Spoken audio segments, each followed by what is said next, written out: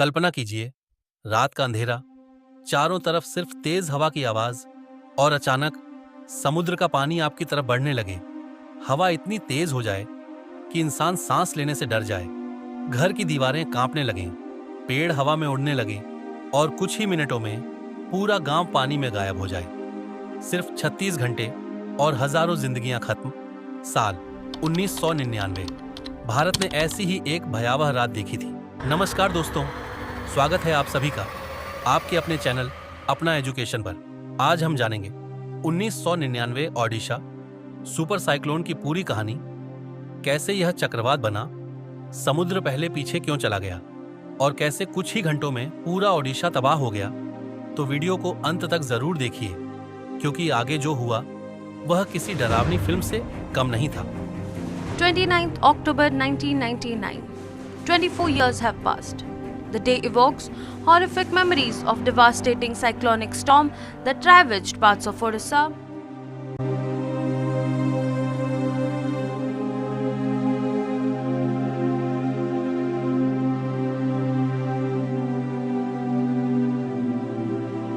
उनतीस अक्टूबर 1999। ओडिशा के तटीय इलाकों में लोग अपनी सामान्य जिंदगी जी रहे थे।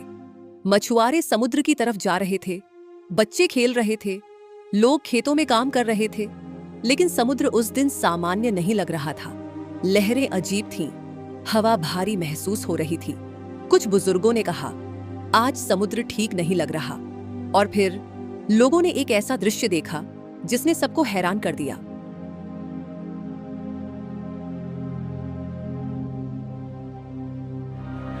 Torrential rain, tidal waves as high as 6 to 7 meters and flood wreaked havoc across the Odisha coastal region, killing over 9. समुद्र का पानी अचानक पीछे जाने लगा, तट सूखा दिखाई देने लगा। कुछ लोग खुशी से समुद्र की तरफ दौड़ पड़े, लेकिन उन्हें नहीं पता था कि यह मौत का संकेत था। दरअसल चक्रवात की शक्तिशाली हवाएं समुद्र के पानी को अपनी तरफ खींचने लगती हैं। फिर वही पानी विशाल लहर बनकर वापस आता है। इसे समुद्री जल उछाल कहा जाता है। और 1999 में यही चीज सबसे ज्यादा खतरनाक साबित हुई।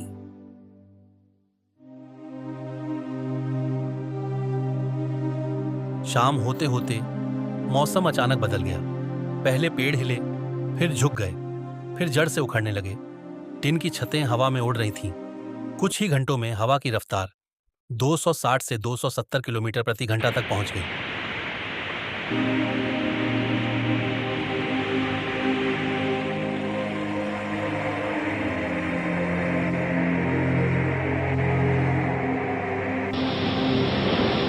By late evening on the 17th of October, the cyclonic storm lay centered over the port town of Gopalpur on Sea in Ganjam district in South Orissa.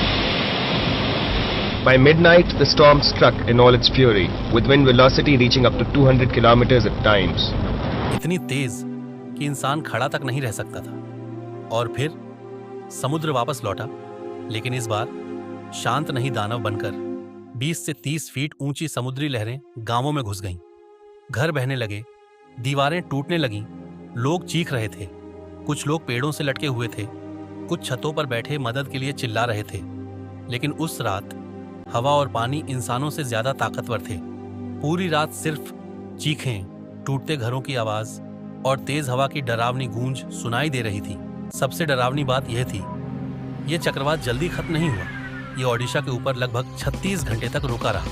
मतलब 36 घंटे तक तूफान, बाढ़, बारिश और मौत चलती रही।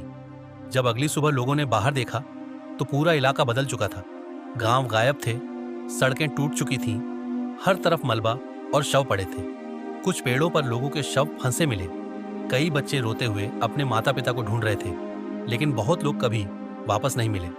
और सबसे बड़ी समस्या, भारत उस समय तैयार नहीं था। तटीय गांवों में रेडियो नहीं था, टेलीविजन नहीं था। चेतावनी आई, लेकिन बहुत देर से और बहुत कम लोगों तक। चक्रवात आश्रय केंद्र नहीं थे, बचाव दल तैयार नहीं थे। संपर्क व्यवस्था पूरी तरह टूट गई।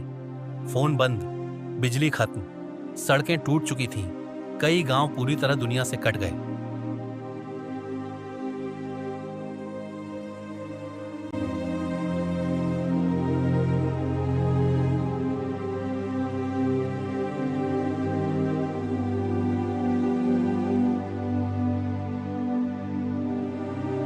लेकिन 1999 की इस त्रासदी ने भारत को बदल दिया।